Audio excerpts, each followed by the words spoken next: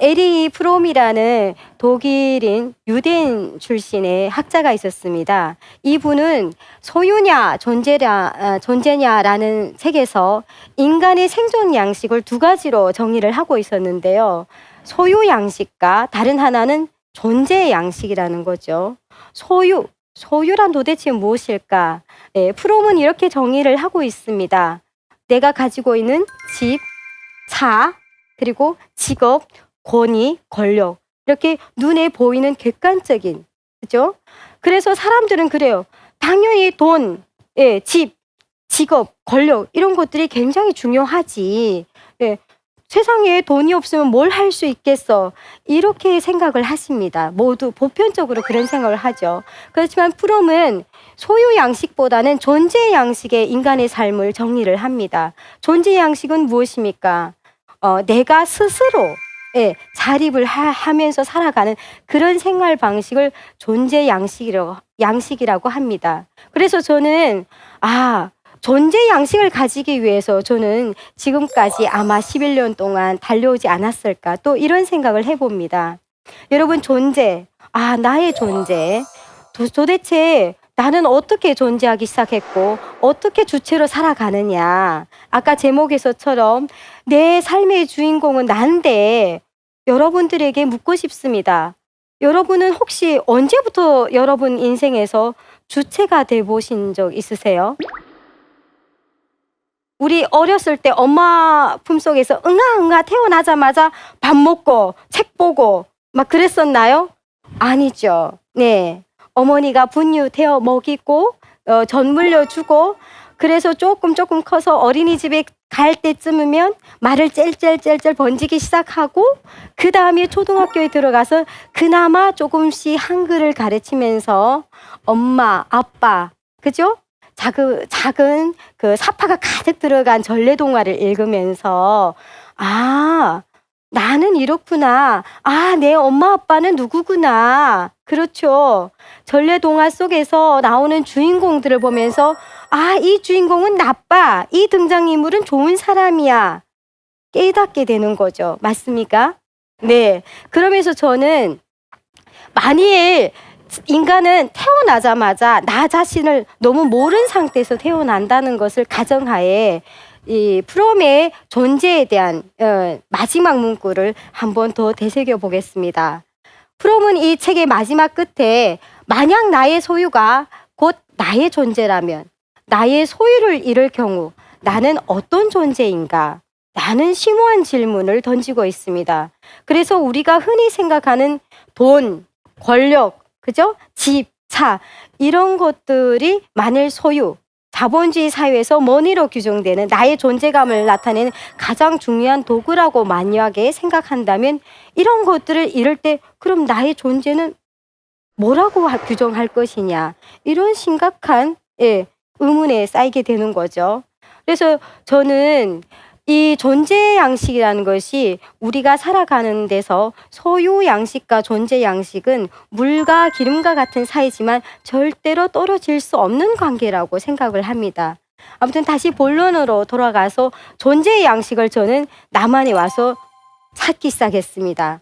그래서 저는 남한에 와서 그럼 나의 존재 양식인 나의 자아를 어떻게 발전시켜 나갈 것인가 단기, 중기, 장기적인 목표를 세우기 시작했습니다. 지금도 그 11년 전에 작성했던 그 목록들을 보면 가슴이 뿌듯하고 아직도 설레입니다.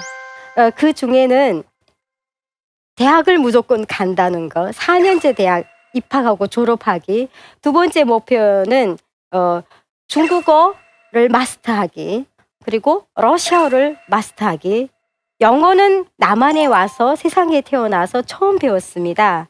북한에서는 초, 중, 고, 대학교 때 제1외국어를 러시아어를 저는 배웠었습니다.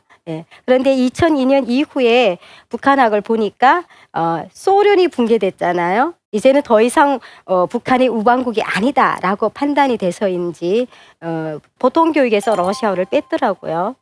저희 때는 초등학교 때 영어반에 갈 거냐 노후반에 갈 거냐 선택을 해야 했습니다. 저는 당연히 그때는 구소련의 후원을 받던 시기였고, 그래서 러시아어를 자연스럽게 접했었는데, 그래서 영어를 중급 이상 마스터하기, 네, 꿈 4가지. 그리고 매월 책을 3권 이상 독서하기. 그리고 미국에 뭐 유학을 하든 여행을 하든 그 자본주의의 최고봉인 미국을 한번 가보기. 그리고 해외 여행을 10개 나라를 가기. 현재 제가 이런 등등의 목표들을, 그리고 년 1,000만 원 이상 적금하기.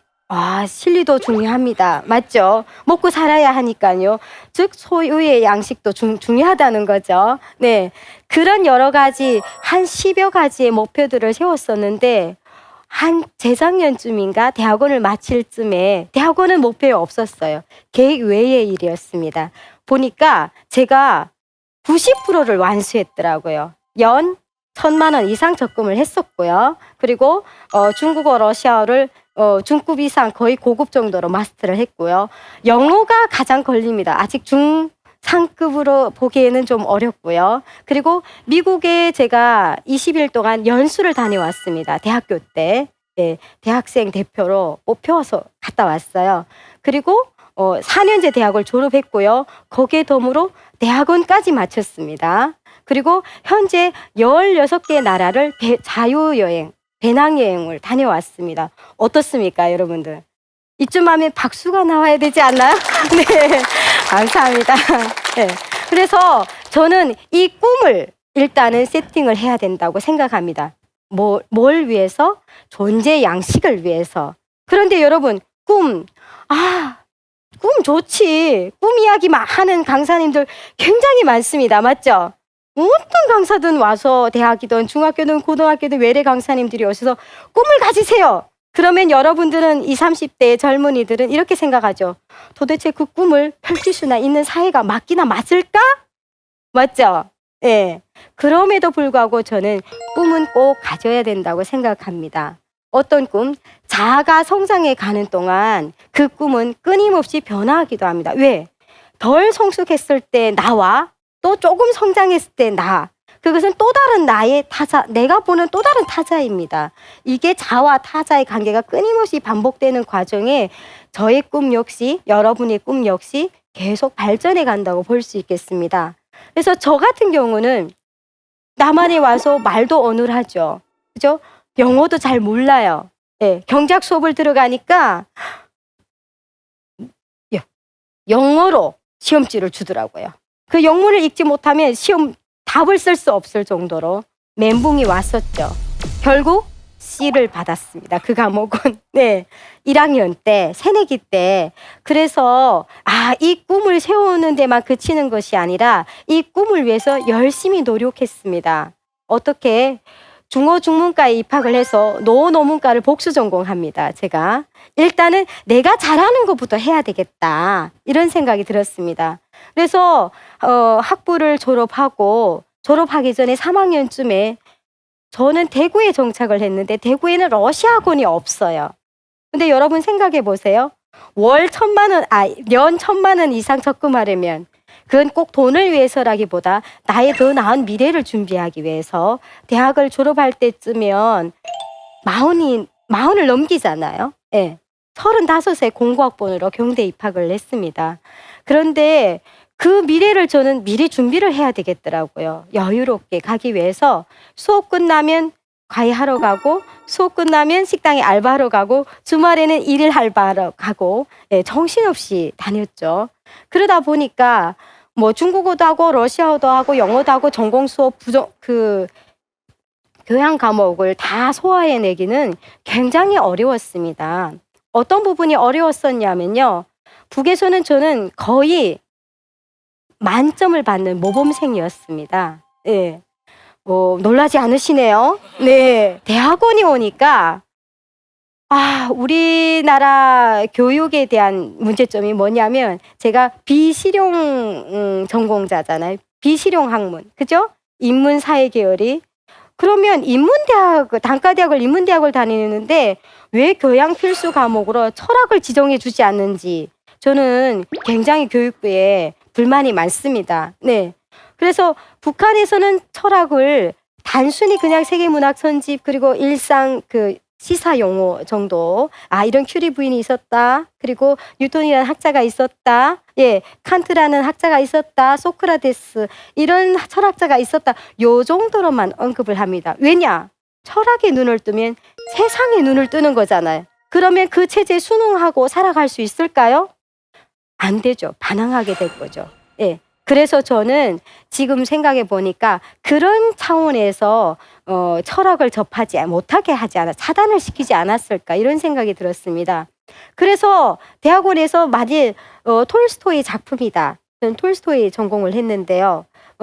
외투, 고골의 외투, 프로이드식의 정신분석학으로 분석 이렇게 하면 어머, 이 프로이드가 누구지? 이렇게 되는 거예요.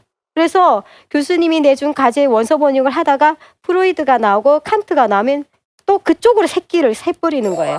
걔를 계속 연구하다 보면 찾아보고 이런 사람이 또 뭐야? 아, 니코 마커스의 윤리학은 또 뭐지? 하면서 이런 공부들이 어려웠습니다.